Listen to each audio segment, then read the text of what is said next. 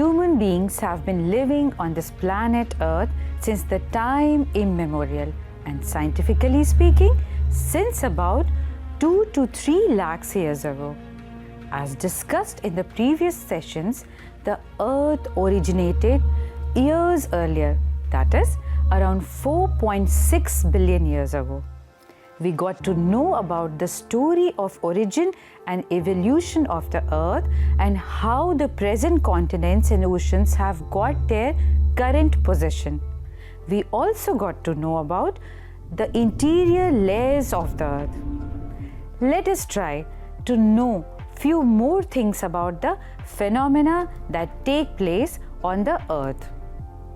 Have you ever given a thought that does the Earth remain in the same manner or things change on it? The Earth has neither been the same since its formation, nor will it remain the same in the coming times.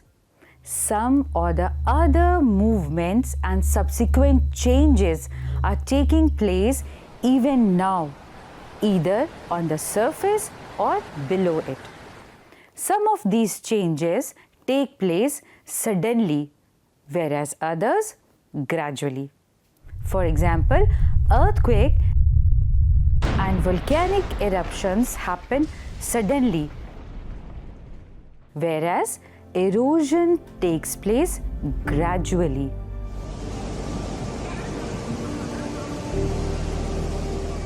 In this session, we are going to talk about one such sudden movement that takes place on the Earth's surface. It is earthquake. We all have heard about the earthquake, right? Many of us must have experienced it also. An earthquake, in simple terms, is shaking of the earth. Oh, this way. But why does the earth shake? We discussed about the earth's interior and the movement of magma inside it. The shaking of the earth is caused due to release of energy from the interior of the earth. This release of energy generates waves that travel in all directions, creating vibrations on the surface. These vibrations are known as the earthquake. You must be wondering, where does this release of energy from inside the earth occurs at? The release of energy occurs along a fault. And what is a fault? A fault is a sharp break in the rocks present in the earth's crust. Rocks along a fault tend to move in opposite directions. As the overlying rock strata or layer presses them, the friction locks them together. However, their tendency to move apart at some point of time overcomes the friction. As a result, the blocks get deformed and eventually they slide past one another abruptly. This causes a release of energy, and the energy waves travel in all directions. These energy waves are nothing but earthquakes. So, as explained, the most important cause of earthquake is tectonic activity. Another important cause behind the occurrence of earthquake is volcanic eruptions.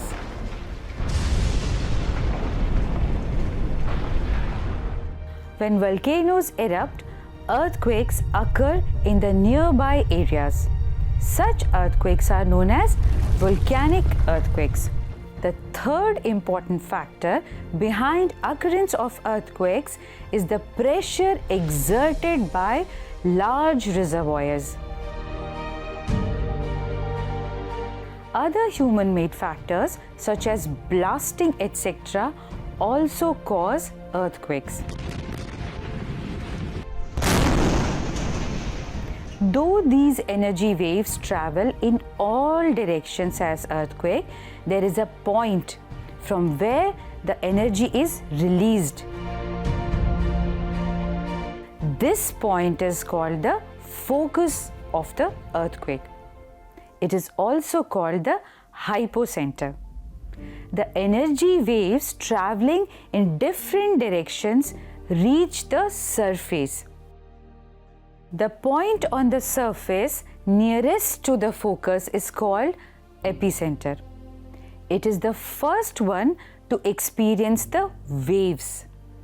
It is a point directly above the focus. All natural earthquakes take place in the lithosphere, that is up to 200 km of depth from the surface of the earth. Sometimes the shaking of the earth or the earthquake is mild and we experience just shakiness in the ground. But at several other times, severe and intense damage to lives and properties is caused. But the question arises, how do we record an earthquake?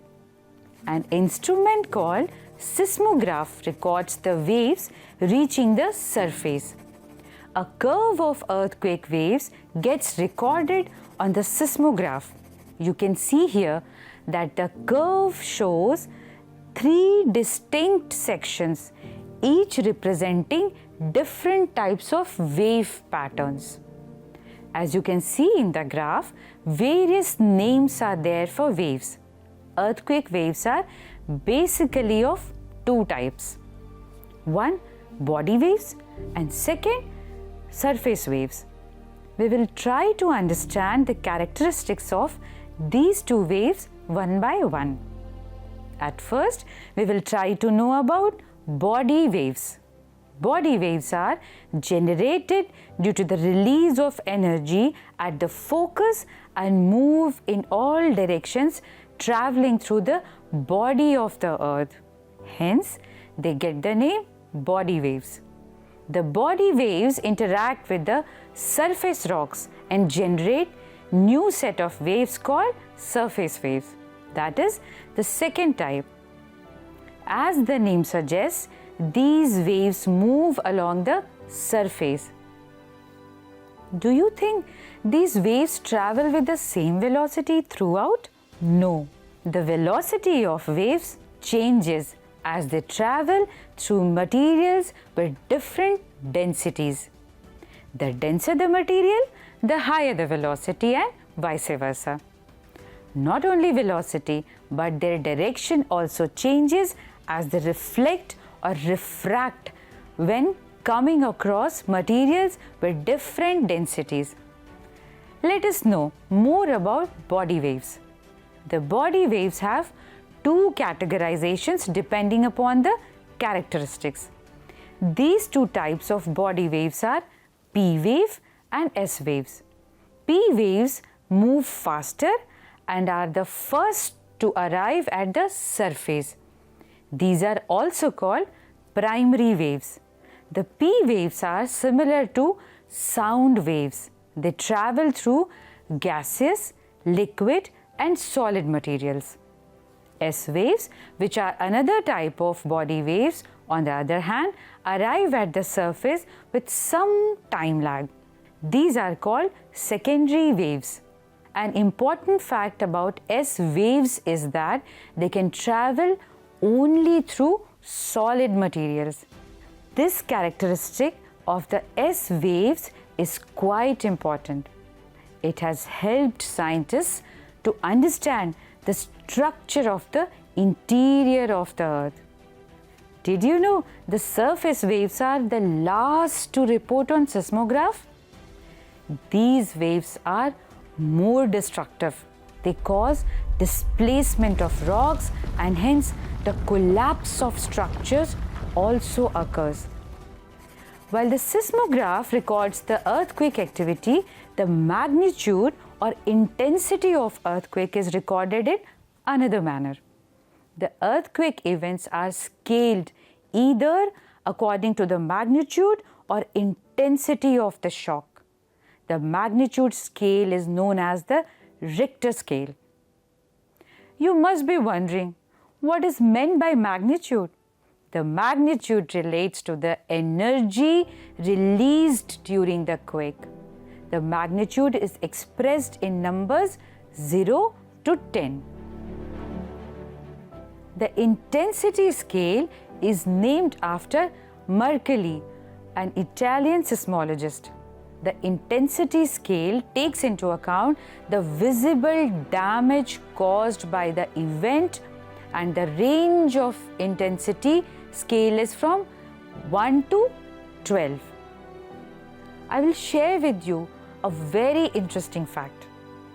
Now you know that earthquake waves get recorded in seismographs located at far off locations. However, there exist some specific areas where the waves are not reported. Yes, there are a few such areas.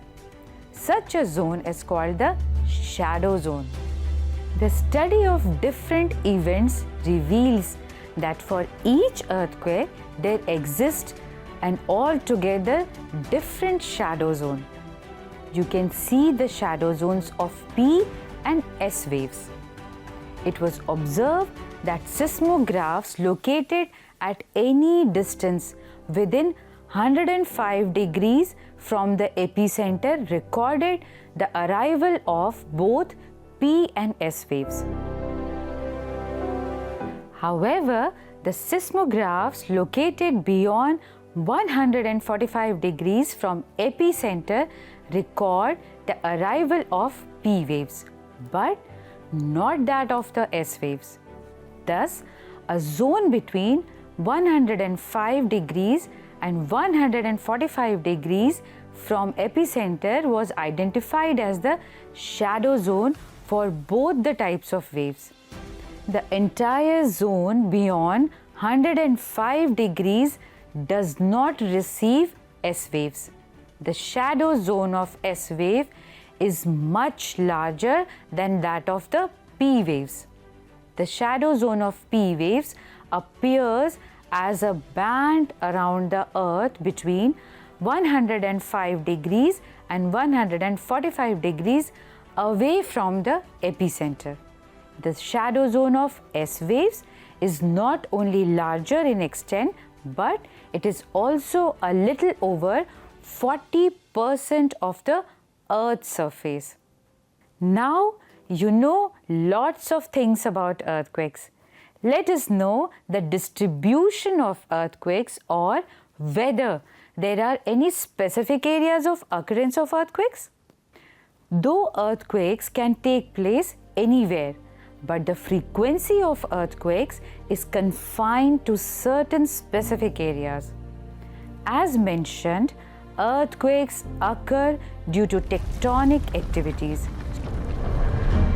So, the plate boundaries are prone to earthquakes. The other areas where earthquakes occur commonly are the areas of volcanic activities.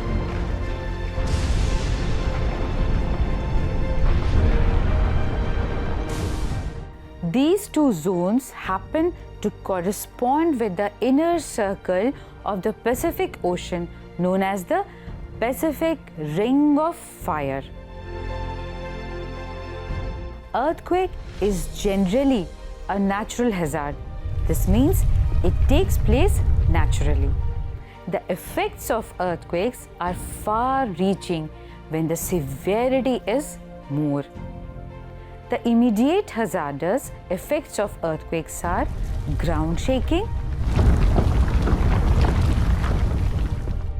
differential ground settlement, land and mudslides, soil liquefaction, ground lurching, avalanches, ground displacement, floods from dam and levee failures, fires, structural collapse, falling objects, and tsunami. Though many of the effects of earthquakes cannot be stopped, but these damages can be reduced with the help of proper and timely prediction and warning. This is known as management. The management of earthquake as a hazard can lead to reduced casualties and loss. Now let us recapitulate what we learnt about earthquakes by answering few questions. First one is, which of the following earthquake waves is more destructive? First, P waves. Second option is surface waves. Third option is S waves. And fourth option is none of these. The second question is that of the fill in the blank. Blanks is the area where most of the earthquakes occur. Third question is, choose the correct combination to fill in the blanks in the sentence. The place where an earthquake originates is called the blank, and the area just above it on the surface of the earth is called the blank. Now you have to choose between these three options. The first blank is focus and the second blank is epicenter. The second option is epicenter and focus, and third one is none of these. The fourth question is, the earthquake is recorded on the instrument called blank. The first option is Richter scale, second is seismograph, and third is both. Learners, I hope you must have understood the phenomena of earthquake. In the next session, we will come up with another topic, that is volcanoes.